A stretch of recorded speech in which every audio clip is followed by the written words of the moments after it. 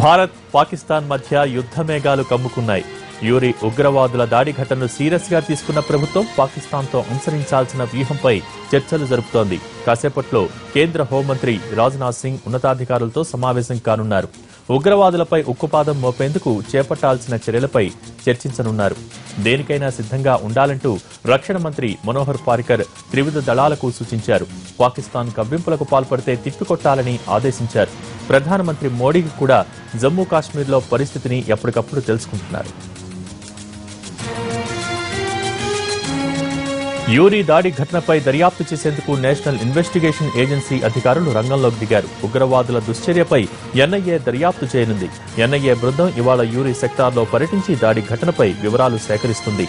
కట్టుదిట్టమైన భద్రత ఉన్న ఆర్మీ హెడ్ క్వార్టర్స్ దగ్గరకు ఉగ్రవాదులు ఎలా రాగలిగారు, భద్రతాపరమైన లోపాలు ఏమైనా ఉన్నాయా అన్న కోణంలో ఎన్ఐఏ దర్యాప్తు చేయనుంది.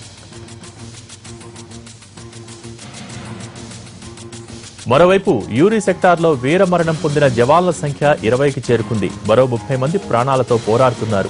ఉగ్రవాదులు దాడి చేసిన సమయంలో టెంట్లకు మంటలు అంటుకోవడంతో చాలా మంది సైనికులు తీవ్రంగా గాయపడ్డారు. ఆర్మీ ఆసుపత్రిలో అత్యవసర వైద్య సేవలు అందిస్తున్నారు.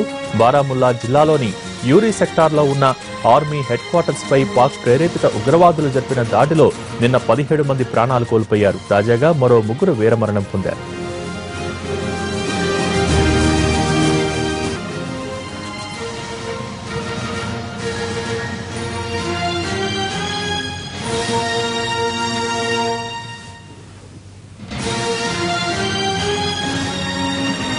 ఢిల్లీలో త్రివిధ దళాధిపతులతో హోంమంత్రి రాజ్నాథ్ సింగ్ సమావేశం అవుతున్నారు. ప్రధాని కూడా పరిస్థితిని దగ్గరుండి సమీక్షిస్తున్నారు. మరిన్ని వివరాలు మా ప్రతినిధి ప్రసాద్ అందిస్తారు. ప్రసాద్, కేంద్రం ఈ ఘటనపై ఎలా స్పందించబోతోంది?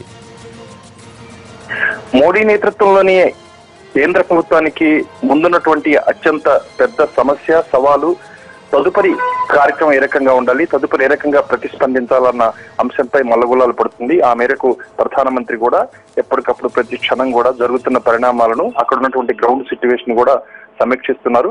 ఈ రోజు మరొకసారి కేంద్ర హోంమంత్రి రాజ్నాథ్ సింగ్ నేతృత్వంలో అత్యంత ఉన్నత స్థాయి సమావేశం జరుగుతుంది. ఈ సమావేశంలో కూడా జరిగిన పరిణామాలు మరొకసారి సమీక్షించడంతో పాటు ఇప్పుడున్నటువంటి పరిస్థితిని కూడా సమీక్షించి తదుపరి ఏ రకంగా చర్యలు తీసుకోవాలి అన్న అంశంపై చర్చించే అవకాశం ఉంది. నిన్న యూరి సెక్టర్ శ్రీనగర్ లో పర్యటించినటువంటి రక్షణ మంత్రి మనోహర్ పారికర్ ప్రధానమంత్రికి అక్కడ ఉన్నటువంటి పరిస్థితిని వివరించే అవకాశం ఉంది.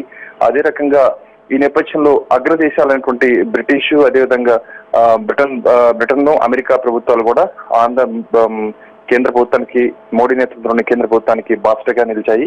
ఇప్పటికే బ్రిటన్ విదేశాంగ వ్యవహారాల శాఖ మంత్రి సుష్మా స్వరాజ్తో మాట్లాడి సంఘీభావాన్ని వ్యక్తం చేయడం జరిగింది. ఈ దాడిని కూడా ఖండించడం జరిగింది. ఇక అమెరికా కూడా ఈ విషయంలో తీవ్రవాదంపై జరిపే పోరులో భారతదేశానికి అండగా ఉంటామని చెప్పి కూడా మరొకసారి ప్రకటించింది. అదేవిధంగా ఐక్యరాజ్య సమితి సెక్రటరీ జనరల్ కూడా మూన్ కూడా ఈ విషయంపై తన సంఘీభావాన్ని వ్యక్తం చేశారు. దాడిని ఖండించడం జరిగింది.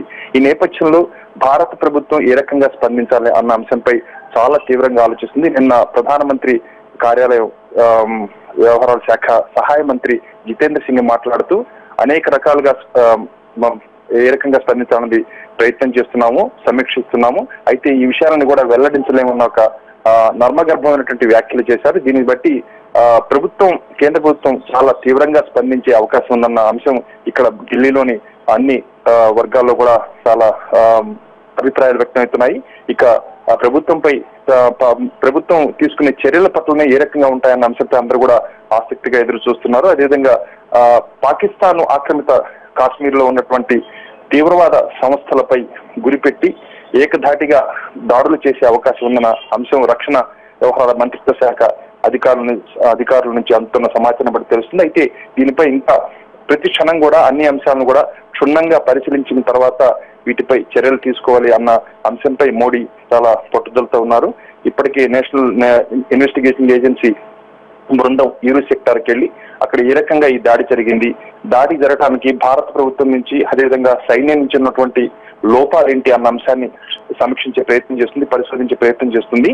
అయితే ఆర్మీ బేస్ అన్నది పాకిస్తాన్ ఆక్రమిత కాశ్మీర్ సరిహద్దు నియంత్రణ రేఖకు రోడ్డు మార్గంగా వెళ్తే 20 కిలోమీటర్ల దూరం ఉన్నప్పటికీ కూడా గగనతలంలో అక్కడికి దగ్గరగా ఉన్నటువంటి కొండల పై నుంచి కనుక చూసినట్టయితే, గగనతలం నుంచి చూసినట్టయితే కేవలం 6 కిలోమీటర్ల దూరంలోనే ఆర్మీ బేస్ క్యాంపు ఏమేం జరుగుతున్న అంశాన్ని చాలా పరిశీలించేందుకు అత్యంత అధునాతన పరికరాల ద్వారా పరిశీలించేందుకు అవకాశం ఉంది. తీవ్రవాదులు ఆ రకంగానే రోజువారీ కార్యక్రమాలు ఏ రకంగా జరుగుతున్నాయో ఆర్మీ బేస్ లో అన్న అంశాన్ని పరిశీలించిన తర్వాతనే, దీనిపై చాలా నిశ్చితంగా ఆలోచించిన తర్వాతనే జైషే మహమ్మద్ తీవ్రవాదులు ఈ దాడికి పాల్పడ్డారు అన్న అంశంతో ప్రాథమికంగా ఒక అంచనాకు అవగాహనకు రావడం జరిగింది.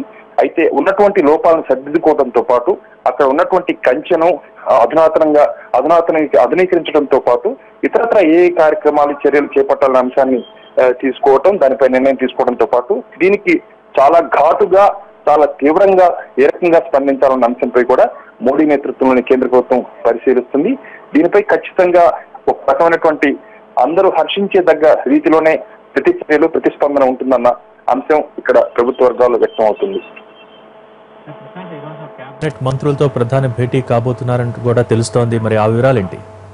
ప్రధానమంత్రి ఎప్పటికప్పుడు కూడా తన టాప్ కొలీగ్స్ అంటే అత్యంత ఉన్నత స్థాయిలో ఉన్నటువంటి విదేశాంగ వ్యవహారాల శాఖ మంత్రి, రక్షణ మంత్రి, కేంద్ర హోం మంత్రి, అదేవిధంగా సీనియర్ మంత్రి అరుణ్ జైట్లీ వీరందరితో కూడా సంప్రదింపులు జరుపుతున్నారు. అదేవిధంగా ఆర్మీ త్రివిధ దళాలు చెందినటువంటి సైన్యాధ్యక్షులతో కూడా ఎప్పటికప్పుడు సంప్రదింపులు జరుగుతున్నారు. దాడులు ఏ రకంగా జరగాలి, జరిగితే ఏ రకంగా స్పందిస్తే వచ్చే పరిణామాలు ఏంటి, వీటన్నిటిని ముందస్తుగానే ఎప్పటికప్పుడు అంచనా వేసుకుంటూ, అదేవిధంగా ముందస్తు చర్యల్లో భాగంగానే అమెరికాతోనూ, అదేవిధంగా బ్రిటన్తోనూ, అదేవిధంగా ఐక్యరాజ్య సమితితో కూడా ఇక్కడ భారత ప్రభుత్వ అధికారులు కూడా సంప్రదింపులు జరుపుతున్నారు. దీనికి స్పందించేందుకు ఒక ప్రణాళికను రూపొందించుకోవటం, అదేవిధంగా ఉన్న లోటుపాట్లను సరిదిద్దుకోవటం అన్న అంశంపై మోడీ ప్రభుత్వం దృష్టి సారించింది. ఆ మేరకు అతి త్వరలోనే కొద్ది రోజుల్లోనే దీనికి సంబంధించి ఒక ఘాటైన సమాధానం చెప్పాలని కేంద్ర ప్రభుత్వం చాలా పట్టుదలతో ఉన్నట్లు తెలుస్తుంది. ఆ మేరకు ఈ రోజు మరోసారి కేంద్ర హోంమంత్రి రాజ్నాథ్ సింగ్ నేతృత్వంలో మరొక అత్యంత ఉన్నత స్థాయి సమావేశం జరుగుతుంది. అదేవిధంగా ప్రధానమంత్రికి నిన్న శ్రీనగర్ లో పర్యటించినటువంటి రక్షణ శాఖ మంత్రి మనోహర్ పారీకర్ కూడా అక్కడ ఉన్న పరిణామాలు వివరిస్తారు. అదేవిధంగా ఇతరత్ర ఉన్నతాధికారులతో కూడా సంప్రదింపులు జరిపి సమీక్షించి ఒక యాక్షన్ ప్లాన్ ను రూపొందించేందుకు ప్రభుత్వం సమాయత్తం అవుతుంది. Thank you Prasad.